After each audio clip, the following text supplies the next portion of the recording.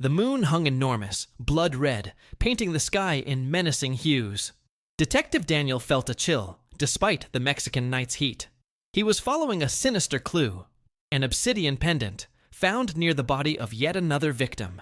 It was the third in a week, all marked with the same strange symbol, a circle with a cross inside. But the most frightening thing wasn't the symbol, nor the mysterious deaths. It was the message written in the sand beside the body, in a language Daniel had never seen, but which froze his blood. She is returning. The moon bled across the sky, enormous and menacing, like a giant eye watching Daniel. The air was heavy, laden with a fear that even he, a seasoned detective of brutal crimes and dangerous streets, couldn't ignore. 3 deaths in a week. 3 bodies marked with the same obscure symbol, a circle with a cross, etched like a curse onto the victim's skin. And the message in the sand. She is returning. These words echoed in his mind like a prelude to something terrible, something he couldn't understand, but which sent his heart racing. He held the obsidian pendant, cold and smooth as ice in his hand, imagining in terror the last image seen by the victim's eyes.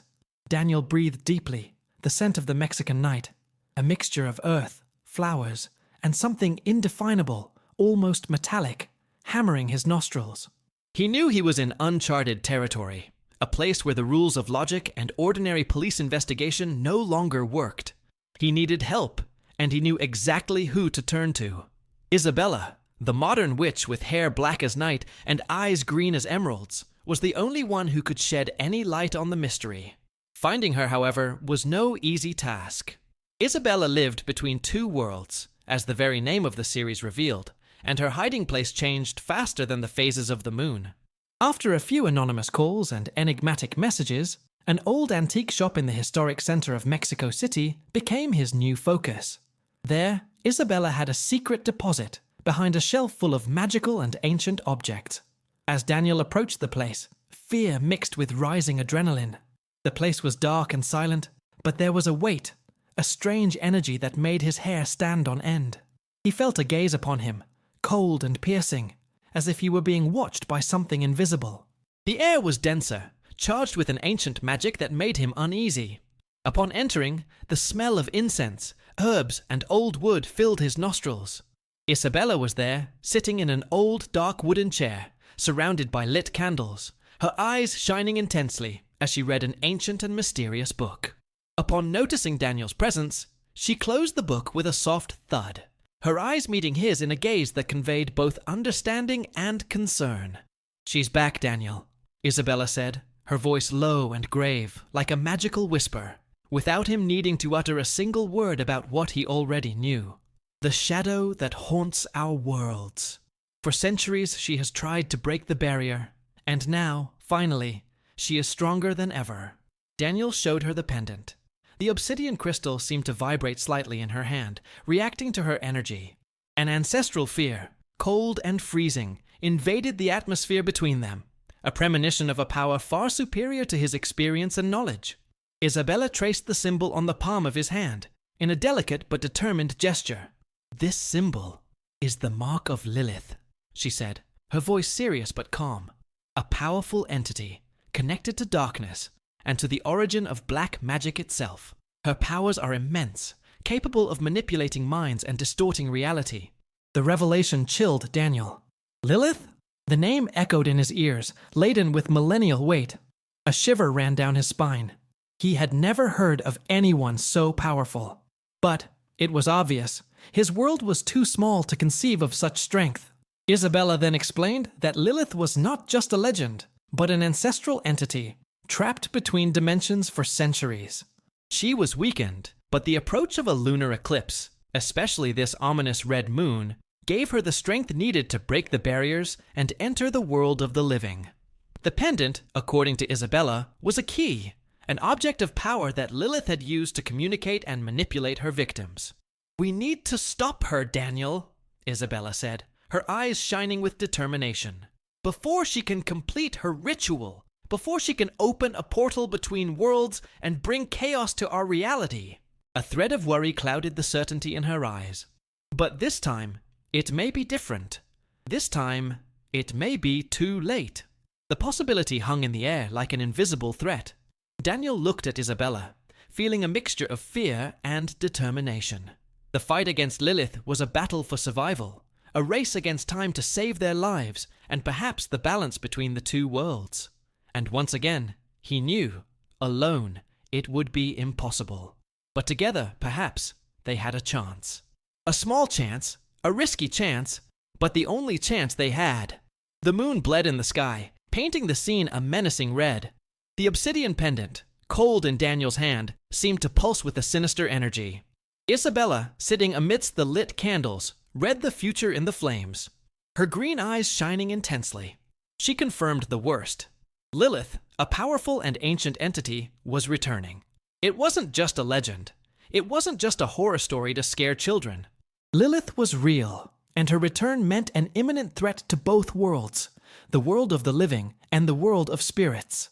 The witch explained that the symbol engraved on the victims was the mark of Lilith, a signature of power, a guarantee of her malevolent influence over them.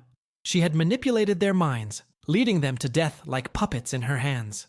Isabela spoke of an ancient ritual, a way to free Lilith, a ritual that was about to be completed. Daniel felt a chill run down his spine. He, the skeptical detective, used to dealing with common criminals, was now involved in a battle against a supernatural force of unimaginable proportions. Isabela said that the lunar eclipse, with its enormous red moon, would amplify Lilith's powers, allowing her to break dimensional barriers more easily. The pendant was the key, a conductor of energy for her ritual. But there was something else, something that made Daniel even more apprehensive. Isabela mentioned an ancient prophecy, an ancestral secret, something that she herself couldn't fully decipher. A secret that could be the key to stopping Lilith, or, on the contrary, could indicate that victory was totally impossible. The prophecy spoke of a powerful object, an artifact capable of containing Lilith, of sealing her again between dimensions. But the location of this artifact was a mystery, an enigma encrypted in an ancient manuscript. Isabela needed time. She needed to decipher the ancient codes to find the artifact, to know exactly what they needed to find, and how to defeat Lilith once and for all. Meanwhile, Lilith's shadow extended everywhere. Daniel felt the pressure, the malevolent presence looming over them, getting closer every moment. With each hour, they approached the moment of the eclipse, and with each second, Lilith became more powerful. The tension was palpable, a suffocating weight that threatened to crush their hopes. Isabela, despite the fear she felt, remained calm. Her determination was an admirable force, a light before the imminent darkness. But even she, with all her ancestral knowledge, wasn't sure of success. Daniel saw the fear in the witch's eyes, beneath the mask of courage and bravery. A new fear, besides that of Lilith, began to torment them. A new, unexpected, and even more terrible threat emerged. Someone was watching them.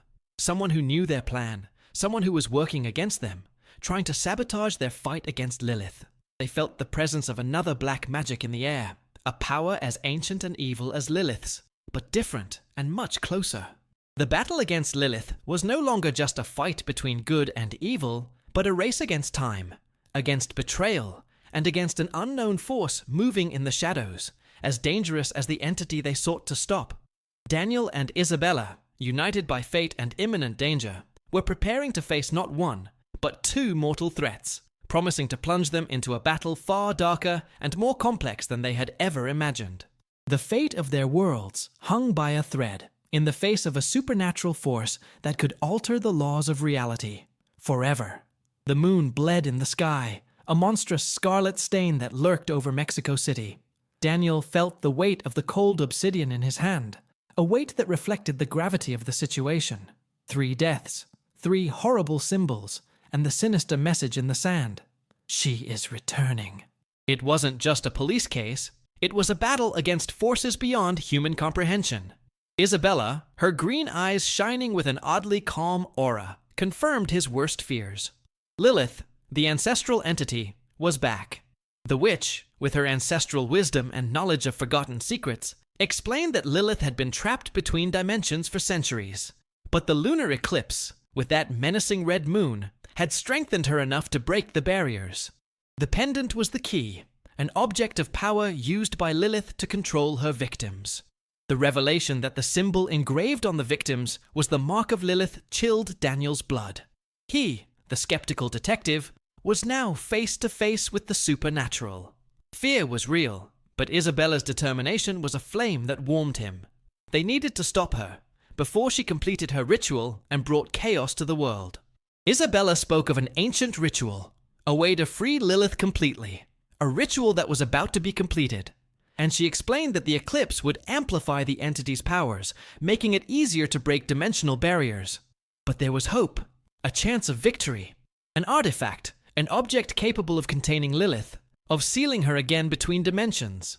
Only the location of this artifact was an enigma, a mystery hidden in an ancient manuscript. Isabela needed time to decipher the codes, to discover what exactly they needed to find. Time, however, was an enemy as deadly as Lilith. Every moment, the entity's malevolent presence became stronger, more palpable. Daniel felt the pressure, the suffocating weight of the imminent darkness. The red moon seemed to approach, as if feeding Lilith's strength. Fear, of course, was present, but there was also determination, an unwavering will to fight for survival. Isabela, despite the fear that shimmered in her eyes, remained calm. Her courage was inspiring, a beacon in the darkness. But even she, with all her ancestral knowledge, couldn't be sure of success. Daniel realized that Isabela's bravery was a mask, covering a fear that was as deep as his own. Suddenly, a new fear invaded their hearts, colder and icier than the fear of Lilith. Someone was watching them, someone who knew their plans, someone who was working against them. Another black magic emerged, a power as evil as Lilith's, but different, closer, more threatening. The fight against Lilith had transformed into something much bigger, much more dangerous. It was no longer just a battle between good and evil. It was a race against time, against an unknown force in the shadows, as powerful and terrifying as Lilith. Daniel and Isabela, united by a cruel fate, were about to face two mortal threats, plunging into a sea of unprecedented danger. Every second, the line separating reality from chaos became thinner, more fragile, like a spider's thread on the edge of an abyss. The fate of their worlds, of the world of the living and the world of spirits, hung by a thread, depending on the triumph or defeat in a battle that would transcend the boundaries of life and death, of the known and the unknown. The final battle, the fight for the future, was about to begin. The eclipse was approaching, and with it, the height of terror. The moon bled in the sky, a giant scarlet eye watching Mexico City. Daniel clutched the obsidian pendant, feeling the cold of the stone penetrate his bones, a cold that echoed the terror that froze his heart. Isabela, her green eyes shining like embers, completed the translation of the ancient manuscript. The location of the artifact that could seal Lilith forever was revealed. The Pyramid of the Sun in Teotihuacan. But there was a sinister warning, written in letters almost erased by time. Only under the light of the eclipse, and with a pure heart.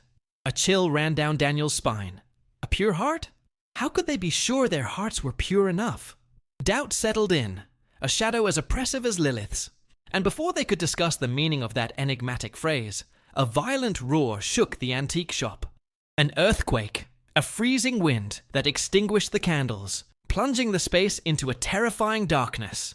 A figure emerged from the shadows, tall and imposing, enveloped in an aura of darkness, even more intense than that emanating from Lilith.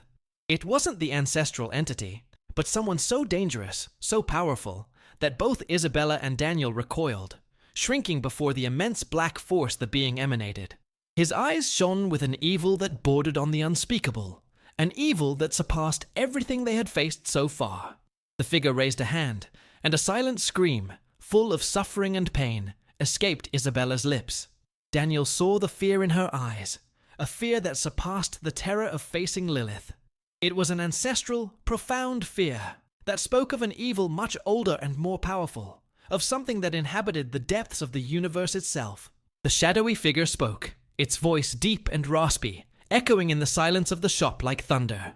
"The artifact will not be yours, Daniel. Lilith is mine now." She pointed to Daniel, her long, bony fingers glowing with a sinister black light. Your heart is not pure. You will be the sacrifice.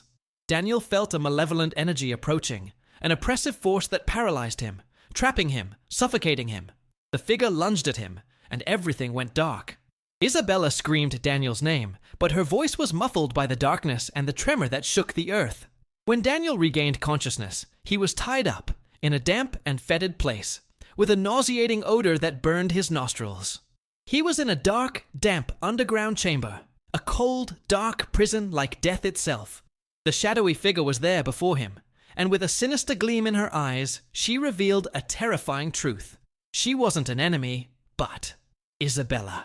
The witch, his ally, was the real villain. Isabela, however, was no longer the Isabela he knew.